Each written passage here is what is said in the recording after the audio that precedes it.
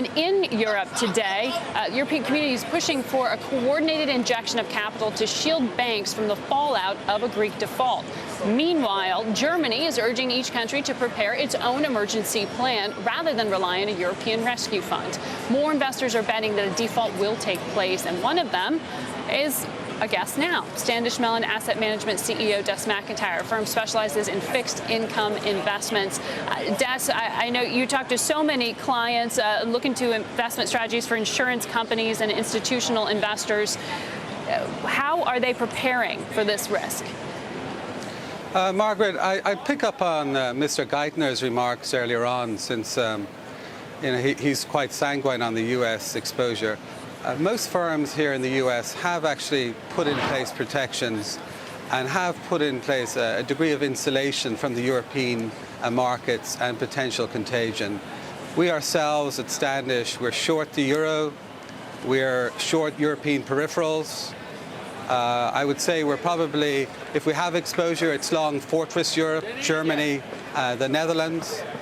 And I think fundamentally we are taking the view that the Europeans are buying time. This move towards shoring up bank capitalization is really a precursor to a Greek default.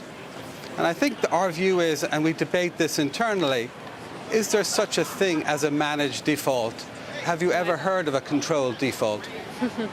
Well, you've got $180 billion under management there, so I'm sure you are trying to figure out what a default would look like. What is the scenario that you're planning for? You know, it's hard to say, to be honest. There's no clear answer, and I think that's what when politicians are involved, there's no certainty. This is not a fundamental analysis we're working through. This is uncertainty. The talk we've heard this morning of Fortress Europe, Germany looking to tend after its own banks, France and Sarkozy looking to look after its own, that does give us great cause for concern, because Europe needs to act not like a neighbourhood association. It needs to act in a coordinated fashion. And as such, one hopes that the IMF will come in and back this up.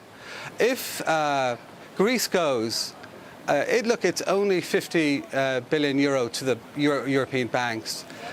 We think ultimately clearing price of maybe 60 cents on the dollar is over-marking it. Maybe 40% is correct, and we're seeing European banks write that down now. The problem is not just sovereign debt exposure to Greece. These banks own other legacy assets going back to 2008, and ultimately their test has come. We went through a similar process some time ago, so I would avoid European banks in large. Yeah. I would be short the euro, and I think fundamentally that's where we are. And for some of the pension funds and others that you work with, are corporates replacing those sovereigns as a haven of safety, or where is safety right now? There's an interesting angle here, and that is emerging market local currency exposure and product is actually replacing the traditional Western economy and sovereign exposure. Additionally, we're in dialogue with clients about replacing the traditional JP Morgan government 1 to 3 mandates with global sovereign mandates, with corporates who have multinational diversified exposure. And that seems to be playing in terms of the discussion and the new mandates we're seeing. I would say, on a positive note, our institutional investors are working through the uncertainty. They're saying that on the other side of risk lies opportunity. And we're seeing continued strategic flows towards long-duration credit to match pension liabilities in the US. We're seeing continued flows towards emerging market local currency. And people are taking a measured view, but they are looking for us to isolate European exposure in these mandates. What did Operation Twist accomplish? What has it done so far in the U.S.?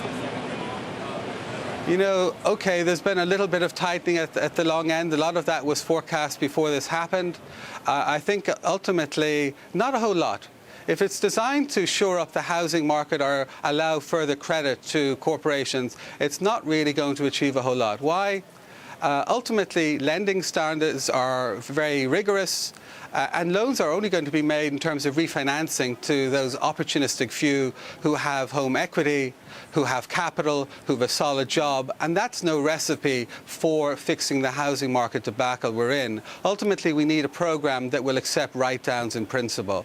In terms of lending, look, corporations in the US have large cash ballooned balance sheets right now, $2–3 trillion per the latest estimates.